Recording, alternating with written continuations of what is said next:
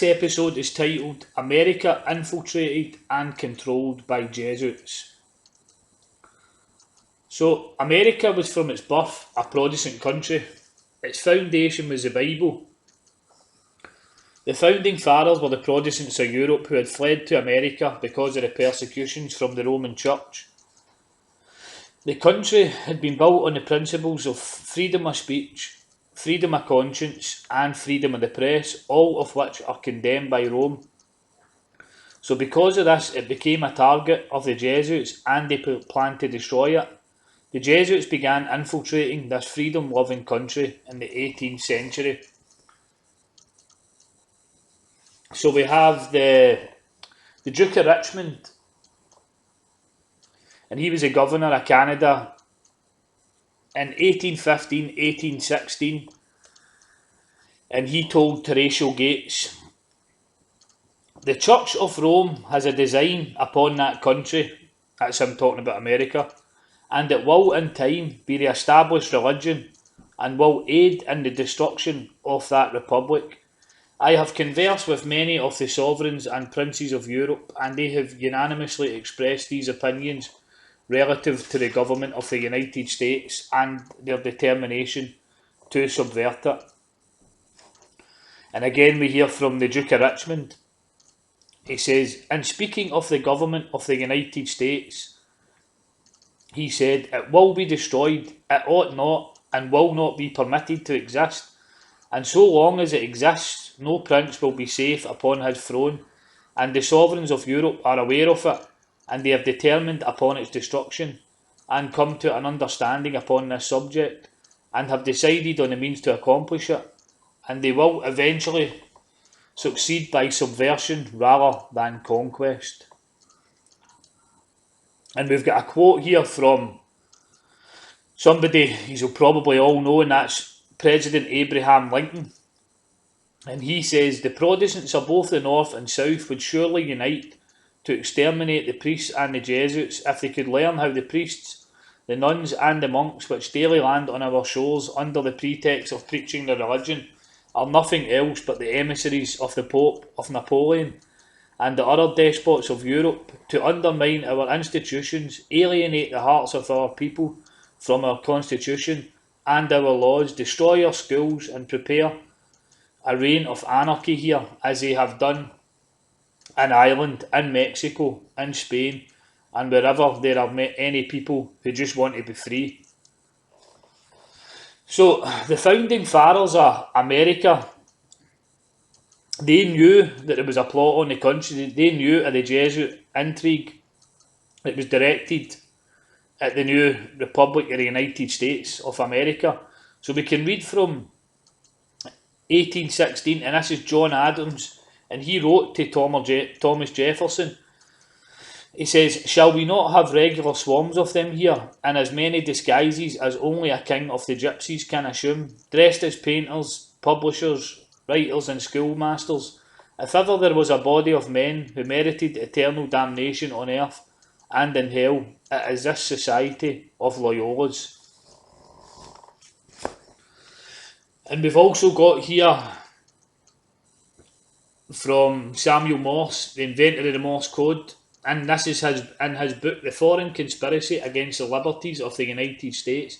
He wrote, "The author undertakes to show that a conspiracy against the liberties of this republic is now in full action, under the direction of the wily Prince Metternich of Austria, who, knowing the impossibility of obliterating this troublesome example of a great and free nation by force of arms, is attempting to accomplish his object through the agency of an army of Jesuits. The array of facts and arguments going to prove the existence of such a conspiracy will astonish any man who opens a book with the same incredulity as we did."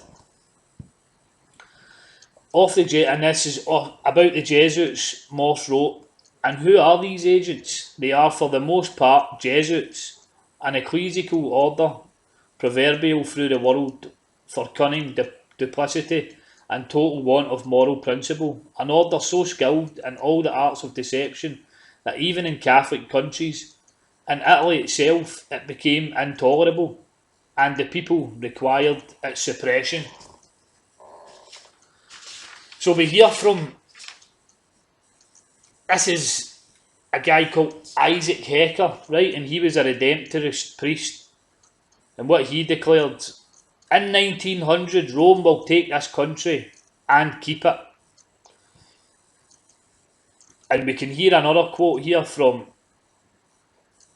Archbishop James Quigley. He says, when the United States rules the world, the Catholic Church will rule the world. And we've got a warning as well here from Charles Chiniquy in his book 50 Years in the Church of Rome. He says the American people must be very blind indeed if they do not see that if they do nothing to prevent it, the day is very near when the Jesuits will rule their country.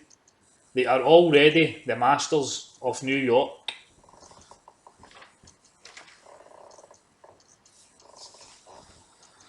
And we've got a quote here from Ray Allen Billington, and this is from the Protestant Crusade. He says, Protestants who had for years disregarded the warnings of Morse and his followers as the ravings of fanatical alarmists now heard an acknowledged church leader freely admitting that a Romish plot did exist. The Pope did intend to move to the Mississippi Valley. He did seek to subjugate free America.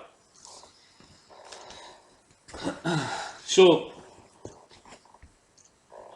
in order for the Jesuits to take America for the Pope, they caused the Civil War, dividing America into the North and the South. They caused agitation between both sides and involved them in a war that would destroy America as we know it. So the Jesuits are actually masters at doing things like this. When you read the oath that they take, it's one of the things that they're told to do is divide nations, cause conflicts when countries are at peace. So they're masters at it. So we can hear a quote here from, in fact it's from Lincoln's private letters. This is from Abraham Lincoln, who was the 16th President of the United States. And this is Charles Chiniquy telling us about what was on the letter. It said, this war would never have been possible without the sinister influence of the Jesuits. We owe it to Popery that we now see our land reddened with the blood of our noblest sons. And that's Abraham Lincoln that says that. And also I've got, this is from The Papacy of Modern Times, Lord Robert Montagu in 1886. He says, I urge upon you the absolute necessity of studying the action of that ubiquitous and restless race, the Jesuits. Perhaps you do not know that the War of Secession in the United States, the Civil War, was brought about by Jesuit intrigue. I knew that at the time, and yet I was surprised to find that Pastor Chiniquy knew the fact and asserted also that President Lincoln was murdered by a Jesuit emissary. So we can see these people implementing the Jesuits in the assassination of Abraham Lincoln. So I've also got more passages here from a book. This is actually from the mouth of Abraham Lincoln in the book The 50 Years in the Church of Rome. And he says, I will repeat to you what I said at Urbana, when for the first time you told me your fears lest I would be assassinated by the Jesuits. Man must not care where and when he will die, provided he dies at the post of honour and duty. But I may add today that I have a presentiment that God will call me to him through the hand of an assassin. Let his will and not mine be done. The Pope and the Jesuits with their infernal inquisition are the only organised powers in the world which have recourse to the dagger of the assassin to murder those whom they cannot convince with their arguments, or conquer with the sword. It seems to me that the Lord wants today, as he wanted in the day of Moses, another victim. I cannot conceal from you that my impression is that I am that victim. So many plots have already been made against my life that it is a real miracle that they have all failed, when we consider that the great majority of them were in the hands of skilful Roman Catholic murderers, evidently trained by Jesuits. And this is a quote from The Suppressed Truth About the Assassination of Abraham Lincoln. This is on page 6.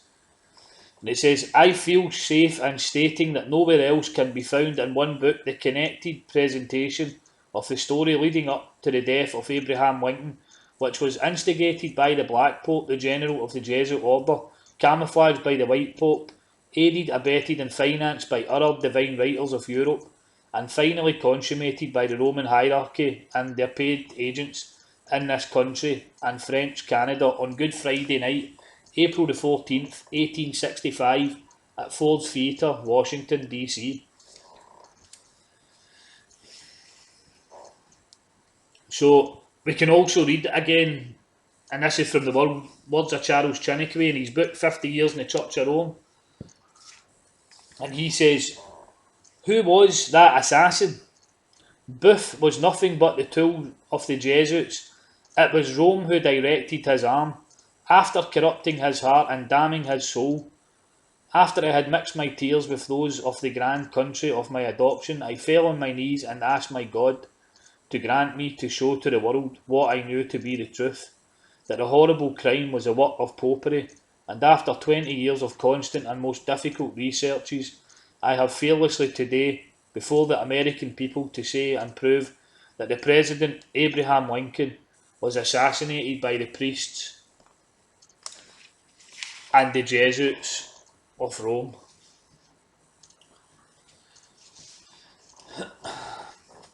So we can read from Eric John Felt's book again in The Vatican Assassins. He says, the American bloodbath began in 1861 and ended in 1865. It had been spawned in Rome and carried out by the Jesuits using Scottish Rite Freemasonry. The Jesuits, with their Archbishop John Hughes of New York, sat atop of the ruins of America's Protestant Calvinist Republic, ready to create their new empire with the 14th Amendment.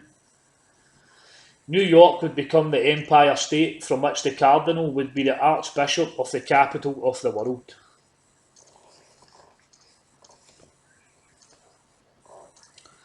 So in America, by 1912, we can hear a quote from Jeremiah Crowley.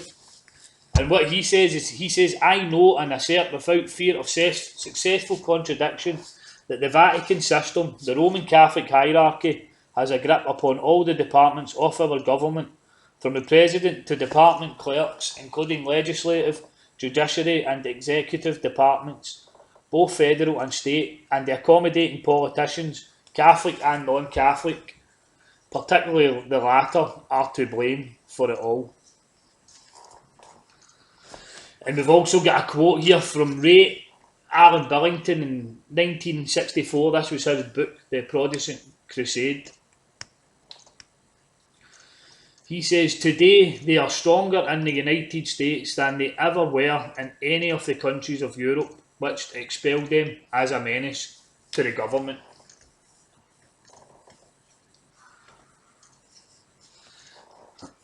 And I've got another quote here from a Thomas M. Harris. He was a brigadier general in the US Army, and this is Rome's responsibility for the assassination of Abraham Lincoln. What he actually says in his book is there no danger when the Roman hierarchy quarters its wily agents in the capital of our nation to exert their influence in shaping our laws and in controlling presidential appointments to the highest and most important offices? Is there not danger when all our politicians who aspire to national fame feel that in order to succeed they must truckle to Rome and be submissive? Is there not danger when the capital of our nation has been captured by the wily Jesuit and Washington is literally in the lap of Rome? So this was over 100 years this guy actually wrote this.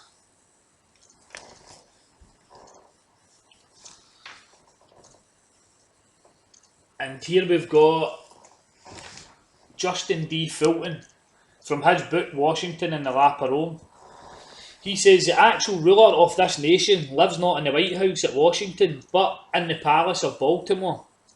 No important editorial affecting the Romish Church is printed until it has been submitted to the Cardinal for his criticism. We wonder at the power exercised.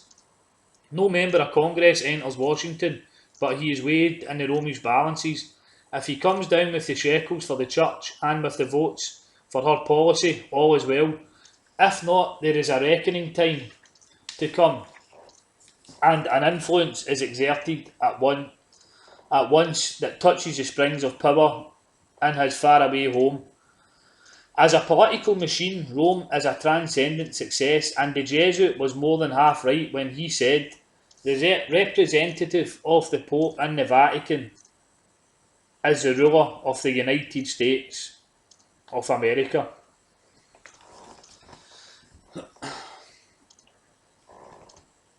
And we've got this is from the website reformation.org, the Kilkenny family, and it's Pax Americana equals Pax Romana.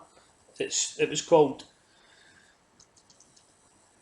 He says, the America that we all know and loved has been taken over by an alien force. This alien force is called the Society of Jesus, the Gestapo of the Vatican, banned from every Catholic country in Europe, including Japan and China. They were even outlawed by the Pope himself in 1773. Taking advantage of our freedom of religion, they flocked to the US and have taken over the Pentagon. The US has faced no military threat since the Civil War. The militia of the US is the armed citizen, the watchman on the wall of freedom, not the standing army run by Jesuit priests. America has become the dictatress of the world. Most of our brave politicians in Washington DC are terrified of these men in long dresses. They are afraid of ending up like President Kennedy. So in 1913, the Jesuits would create the Federal Reserve Bank using their agents J.P. Morgan and John D. Rockefeller. This bank would have the power to create money out of thin air. And we can read from Eustace Mullins in 1993, this is his book, The Secrets of the Federal Reserve.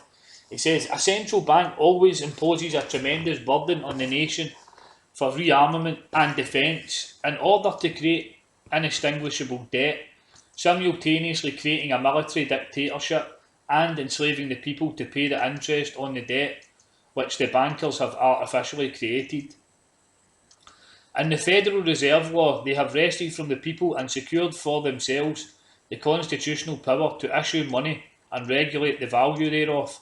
The House of Morgan is now in supreme control of our industry, commerce and political affairs. They are in complete control of the policy making of the Democratic, Republican and Progressive parties. So we've got a quote here from Edmund Paris in 1964. It says, the clergy, in order to increase or keep its riches, have always interfered with the political and economic life of the nation. The war industries offered a profitable investment. The previous help given by Morgan's Bank, the biggest bank in the world, had become the Holy See's power of attorney in America.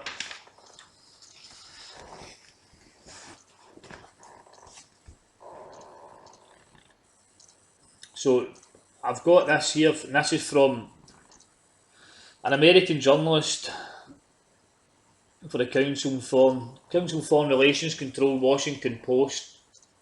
Secrets of the Temple, how the Federal Reserve run the country, and this is what he says. He says, the system is just like the church. That's probably why I feel so comfortable with it. It's got a pope, the chairman, and a college of cardinals, the governors and bank presidents, and a curia. The senior staff, the equivalent of the laity, is the commercial banks. If you're a naughty parishioner in the Catholic Church, you come to confession. In this system, if you're naughty, you come to the discount window for a loan. We even have different orders of religious thoughts like Jesuits and Franciscans and Dominicans, only we call them pragmatists and monetarists and neo-Keynesians. So that's him describing how the bank is run quite similar to the Roman system, how the Federal Reserve Bank runs quite like the Roman system. So we've also got we've got a quote here from a Stephen Haskell, and this is entitled The Story of the Seer of Patmos. He says, the hatred which Europe once manifested towards the central ecclesiastical power is fast disappearing. There will be a general agreement to exalt Rome. The wealth of all nations is about to be given unto her hands. The United States will place the unbounded resource of this country in the hands of the same power.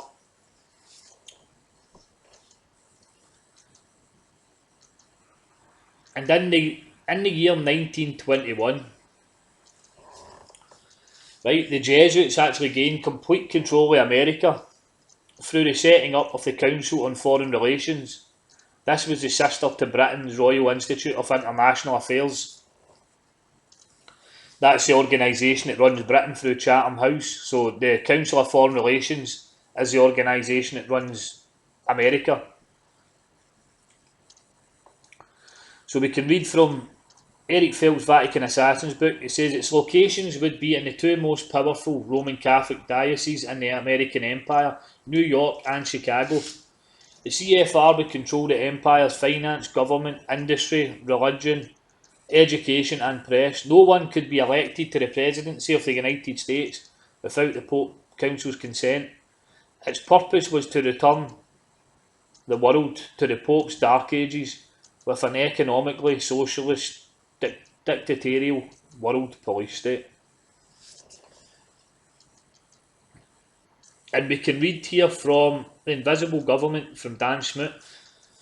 I am convinced that the objective of this invisible government is to convert America into a socialist state and then make it a unit in a one-world socialist system, socialising the economies of all nations so that all can be merged into a one-world system, was the objective of Colonel Edward M. House, who founded the Council on Foreign Relations, and has been the objective of the Council and all of its associated organisations from the beginning.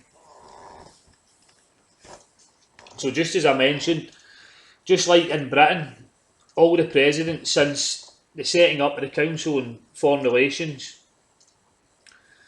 they've been chosen by Rome. The elections are rigged. The Jesuits control both sides. So it doesn't matter who the American people vote for, they're both controlled.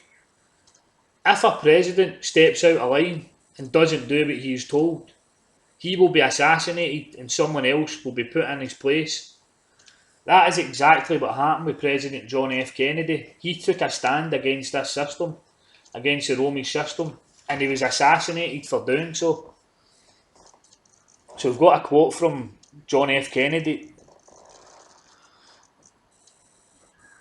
From John F. Kennedy here, and he says, I believe in an America where the separation of church and state is absolute.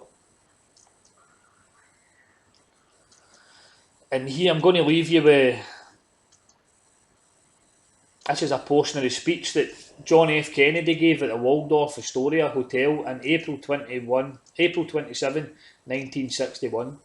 He says, the very word secrecy is repugnant in a free and open society, and we are, as a people, inherently and historically opposed to secret societies, to secret oaths and secret proceedings. For we are opposed around the world by a monolithic and ruthless conspiracy that relies on covert means for expanding its sphere of influence, on infiltration instead of invasion, on subversion instead of elections, on intimidation instead of free choice, on guerrillas by night instead of armies by day. It is a system which has conscripted vast human and material resources into the building of a tightly knit, highly efficient machine that combines military, diplomatic, intelligence, economic, scientific, and political operations. Its preparations are concealed, not published. Its mistakes are buried, not headlined. Its dissenters are silenced, not praised. No expenditure is questioned, no rumour is printed, no secret is revealed. So that was John F. Kennedy warning us about this system that's trying to rule the world to this day. So that's the end of this episode. I hope you've enjoyed it, guys, and I hope you join me in the next one. Take care.